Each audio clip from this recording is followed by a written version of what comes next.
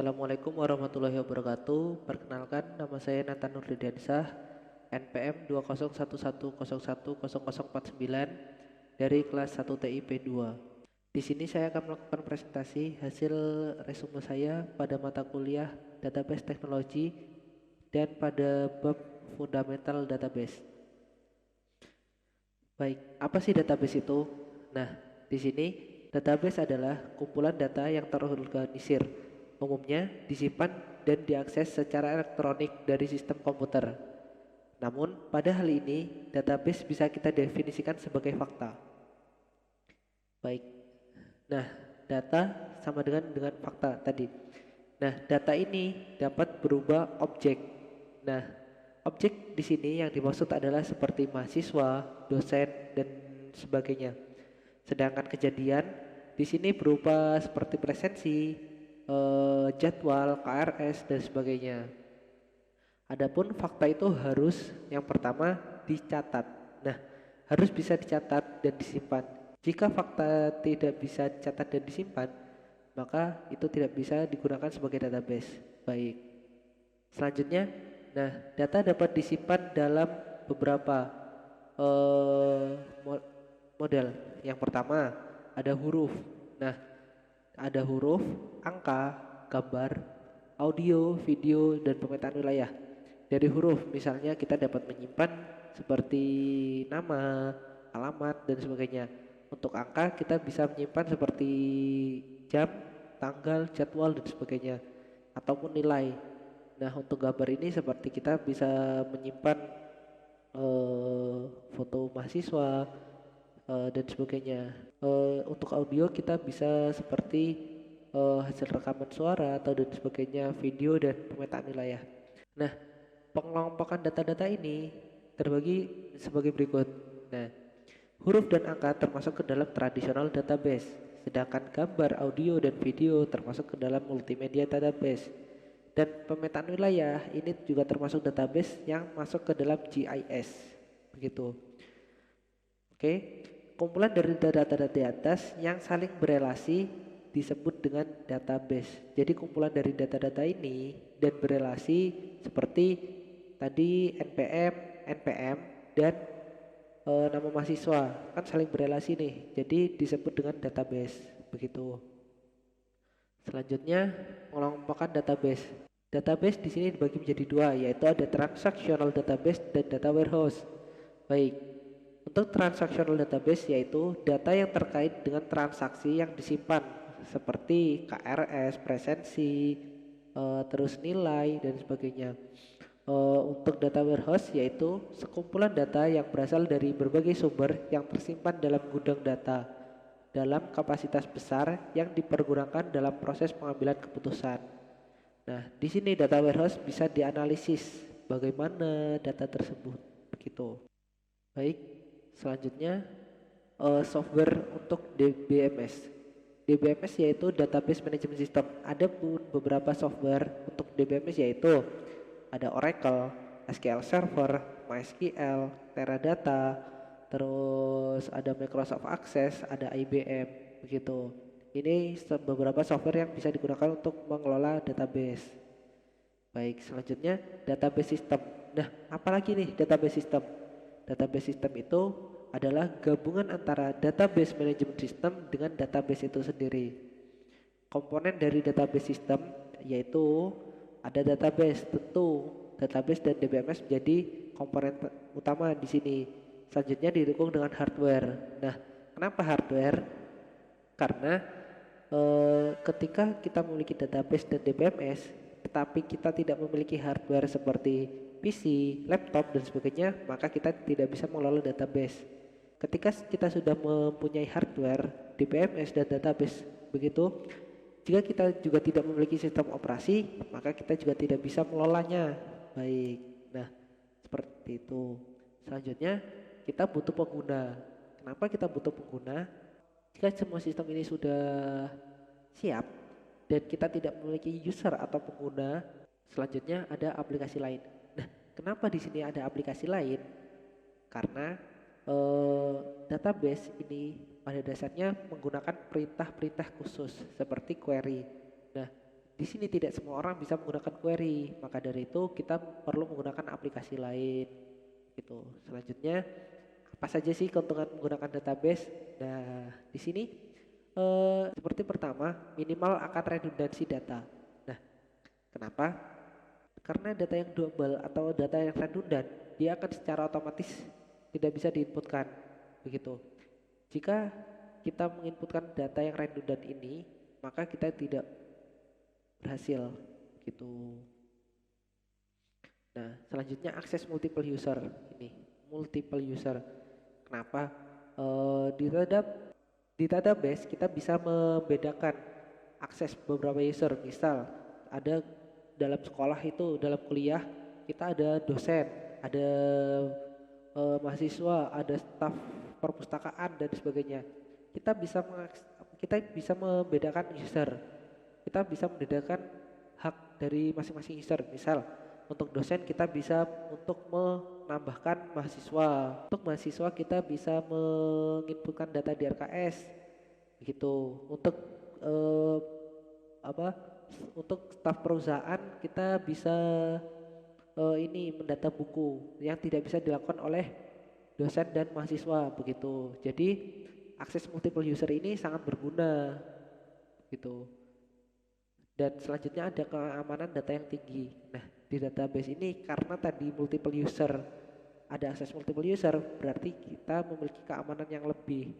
Jadi ketika dosen mengakses data milik dosen, dosen tidak bisa mengakses data milik perpustakaan gitu. Sebaliknya mahasiswa juga tidak bisa mengakses data dosen. Jika mahasiswa mengakses data dosen, tentu mahasiswa bisa mengubah nilainya sendiri begitu. Maka dari itu keamanan data yang tinggi. Nah, selanjutnya kelengkapan data. Di database kita bisa melengkapi data dari beberapa user. Misal ketika kita ada sistem akademik, tidak mungkin nih untuk sekretariat menginputkan data sekian banyak mahasiswa. Jadi mahasiswa diperizinkan untuk mengelola RKS-nya sendiri. Jadi ini akan membantu untuk pihak kemahasiswaan, kesekretariatan untuk menginputkan data. Jadi kelengkapan data lebih tinggi. Nah, selanjutnya kemudahan kontrol. Yang dimaksudkan dengan kemudahan kontrol di sini adalah user bisa dengan mudah mengakses, mengontrol semua database milik mereka sendiri, begitu. Selanjutnya kemudahan pembuatan aplikasi. Mengapa? Ini karena jika kita membuat sebuah aplikasi, tentu kita membutuhkan sebuah gudang data untuk menyimpan data. Bayangkan jika kita membuat aplikasi, tetapi kita tidak memiliki database, maka data itu akan disimpan kemana? Gitu. Jadi tentu database ini memudahkan kita dalam pembuatan aplikasi. Assalamualaikum warahmatullahi wabarakatuh. Perkenalkan, nama saya Nathan Nurdadensyah, NPM 201101010049 dari kelas 1 TIP 2 dan mata kuliah Database Technology. Di sini saya akan membahas resume saya pada bab Entity Relationship Diagram. Baik, apa sih Entity Relationship Diagram itu? Nah, Entity Relationship Diagram adalah suatu bentuk diagram yang menjelaskan hubungan antar objek-objek data yang mempunyai hubungan antar relasi. Baik. Selanjutnya, Entity Data Relationship itu terbagi menjadi 3 unsur. Yang pertama ada entitas. Nah, entitas adalah kumpulan objek yang akan disimpan dan dicatat. Kumpulan dari suatu objek disebut entitas set. Untuk bentuk entitas yakni seperti ini, persegi panjang. Baik. Selanjutnya ada atribut. Nah, atribut ini merupakan karakteristik dari entitas atau relationship yang menyediakan penjelasan detail tentang entitas suatu relationship. Jadi di dalam entitas ada atribut. Nah, untuk bentuk atribut yaitu seperti ini. Baik. Selanjutnya ada relasi. Nah, relasi ini adalah penghubung antara suatu entitas atau master file dengan entitas lain di dalam sebuah sistem komputer. Kumpulan dari relasi ini disebut dengan relationship. Baik. Untuk bentuk relasi yaitu seperti ini, jajar genjang. Baik, selanjutnya contoh entity, atribut, dan relasi dalam penggunaannya yaitu seperti ini. Contoh penggunaan entity, atribut, dan relasi dalam penerapannya seperti ini. Ini merupakan entity atau entitas mahasiswa dan entitas jurusan. Selanjutnya di bawah entitas ada atribut. Nah, dari mahasiswa ini terdiri dari beberapa atribut yaitu seperti NPM dan nama. Misal jika kita menggunakan jurusan ada entitas seperti kode, nama jurusan, dan jenjang jurusan. Baik, selanjutnya dihubungkan dengan garis. Nah, ini yang namanya relasi. Jadi mahasiswa memiliki jurusan. Nah, seperti itu. Atau jurusan memiliki mahasiswa. Baik, selanjutnya primary key. Nah, apa sih primary key? Primary key yaitu atribut yang dipilih dari entity-entity yang akan dipakai sebagai penghubung dengan entity lain. Untuk biasanya primary key ini menggunakan tanda underline untuk membedakan dengan entitas lainnya. Baik. Primary key juga bisa menggunakan lebih dari satu atribut. Jika tidak ada atribut yang nilainya unik, maka bisa menggunakan dua atau lebih atribut untuk menjadi primary key. Baik, untuk primary key yang lebih dari satu atribut, maka dinamai dengan composite key. Baik, adapun syarat-syarat menjadi primary key yaitu yang pertama harus bersifat unik. Jadi seperti NPM tadi kan bersifat unik begitu. Selanjutnya minimal. Nah, ada juga tidak bernilai nol. Ini maksudnya adalah nilainya tidak kosong begitu. Selanjutnya ada foreign key. Nah, foreign key merupakan suatu atribut untuk melengkapi hubungan yang menunjukkan ke induknya. Itu artinya field pada tabel merupakan kunci tamu dari tabel lain. Biasanya berupa primary key tetapi di tempat lain. Gitu. Foreign key biasanya terletak dalam relasi.